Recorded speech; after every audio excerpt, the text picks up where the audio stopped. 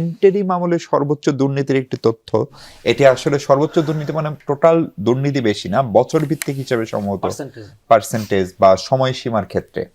এখন ইন্টারিম সরকারের প্রেক্ষাপট খুব ভালো জানেন, এই ইতিহাসের এখনো 2 বছর পরিপূর্ণ হয়নি।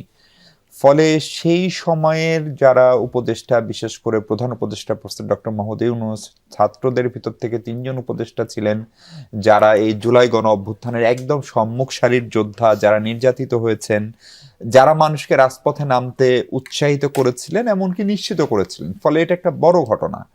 সেই সরকারের সময় এই দুর্নীতি হলো এবং সেই সরকারেরই একটা যে নির্বাচন, তার ফসল বিএনপি।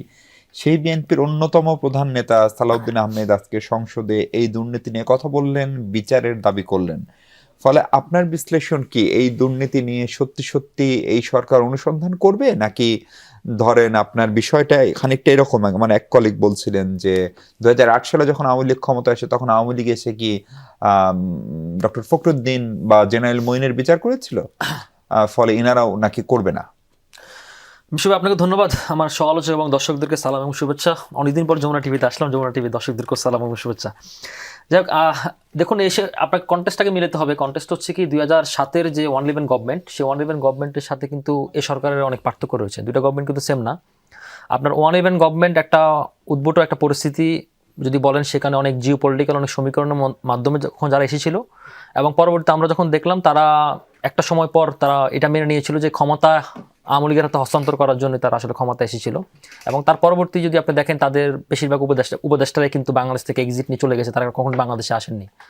আর এই সরকার আমরা দেখেন, আজকেও আমি গতকালও দেখলাম ডক্টর ইউনূস সাভারে তিনি একটা প্রোগ্রাম তিনি অ্যাটেন্ড করছেন। অন্যান্য উপদেষ্টার কিছু কিছু উপদেষ্টা এখন টিভি টক শোতেও আসতেছেন, পত্রিকায় ইন্টারভিউ দিচ্ছেন, সব জায়গায়। তো ওইটার মৌলিক পার্থক্য এখানে রয়েছে, একটা বিষয়। আর সেকেন্ড বিষয় হচ্ছে কি, ধরেন ইন্টেরিয়ম টাইমে যে দুর্নীতির কথা আপনি বলছিলেন, শুধু তাই না, টিআইবি কিছুদিন আগে একটা রিপোর্ট প্রকাশ করেছিল যে ঘুষের সবচেয়ে 12,000 কোটি টাকা একটা ঘুষের লেনদেন। এর বাইরে সুইস ব্যাংকে 41% টাকা জমা হয়েছে, বাংলাদেশিদের জন্য বৃদ্ধি পেয়েছে। তো এই জাতীয় জিনিসগুলো, এবং শুধু তাই না, আপনি যদি এর আগে হামের ইস্যুটাও দেখেন, সিরিয়াস একটা ইস্যু ছিল যেখানে তাদের গাফলতি ছিল, এবং এটা নিয়ে আমরা টিভি টকশোতে অনেকদিন সোচ্চার ছিলাম, ভয়েস রেজ করেছিলাম যে অন্তত এটা যেন সঠিক তদন্ত করা হয়, কারণ 700-র মতো শিশু মারা গিয়েছে এবং এই মৃত্যুগুলো কিন্তু ফেলে দেওয়ার মতো না, বা এগুলো সঠিক তদন্ত অন্তত রাষ্ট্রের করা উচিত, রাষ্ট্রের দায়ভারটা নেওয়া উচিত। তো এই পরিপ্রেক্ষিতে সবকিছু মিলেই কিন্তু সালাউদ্দিন সাহেব তিনিও বলেছেন যে দুর্নীতির তারা ব্যাপারটি তদন্ত করবে। এবং এর বাইরেও আপনি যদি দেখেন, এই সরকার আসার পরবর্তী সময় থেকে এবং এই এখন যে বাজেটটি চলছে, সরকার কিন্তু দুর্নীতির ব্যাপারে একেবারে জিরো টলারেন্স। এবং দলীয় যদি কারো বিরুদ্ধে কোনো অভিযোগ আসতেছে, সেটার ব্যাপারেও সরকার কিন্তু খুব বোল্ড মুভে যাচ্ছে। এবং কেউ যদি মনে হচ্ছে যে সরকারের নীতির সাথে আপোষ করতেছে না, বা আপোষ করতেছে এবং সরকার নীতির মতো চলতেছে না, আপনি দেখেন অনেক ইভেন স্থানীয় সরকার প্রতিমন্ত্রী তিনি যখন ইউনিয়নের নাম চেঞ্জ করলেন, পরবর্তী সময় মাননীয় প্রধানমন্ত্রীর আবার এটাকে চেঞ্জ করার জন্য বলছেন। তো প্রত্যেকটি বিষয় কিন্তু সরকার অ্যাড্রেস করছে। এবং সম্প্রতি আমি দেখলাম নারায়ণগঞ্জ 3-এর এক এমপির ছেলে, সেও এরকম চাঁদাবাজিতে যুক্ত, তাকেও ব্যাপারে সিদ্ধান্ত নেওয়ার জন্য বলা হচ্ছে, অ্যাকশন নেওয়ার জন্য। তো সরকার এসব ব্যাপারে খুব আন্তরিক, সিরিয়াস। এবং এর বাইরেও আমরা সরকার কাছে এটাও আহ্বান করব যে ইন্টেরিয়ম টাইমের ইলেকশনের ঠিক 3 দিন আগে যে মার্কিন যে চুক্তিটি হলো, সেই চুক্তিটিও অলরেডি স্বতন্ত্র এমপি ব্যারিস্টার রুমিন ফারহানা তিনি কিন্তু বলেছেন যে সংসদে আলোচনা হওয়া উচিত।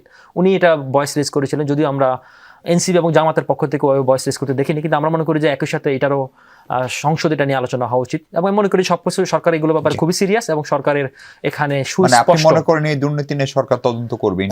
আমি আশা করি, কারণ না হলে সরকার এগুলো বলার জন্য বলতো না। কারণ হচ্ছে কি, সরকার এখানে প্রত্যেকটি ব্যাপারে সিরিয়াস। এবং শুধু তাই না, আপনি গতকালের মনে রিপোর্ট আসলো, ধর্ম উপদেষ্টা তিনি 82 লক্ষ টাকা চিকিৎসার জন্য খরচ করেছেন, অর্থ উপদেষ্টা 79 লক্ষ টাকা খরচ করেছেন। কোন খাতে কোন চিকিৎসার জন্য তিনি খরচ করেছেন সেটাও প্রকাশ হওয়া উচিত। কারণ আপনি যেটা নিজের শিরোনামে বলেছিলেন যে তারা একটা বৈষম্য দূর করার জন্য বা জনগণের এই ম্যান্ডেটটা নিয়ে স্বপ্ন দেখিয়েছিল, সেই স্বপ্নটা পূরণ করার জন্য আমি মনে করি যে নাহলে জনগণের সাথে বিএনপি বা এই সরকার প্রতারণা করা হবে।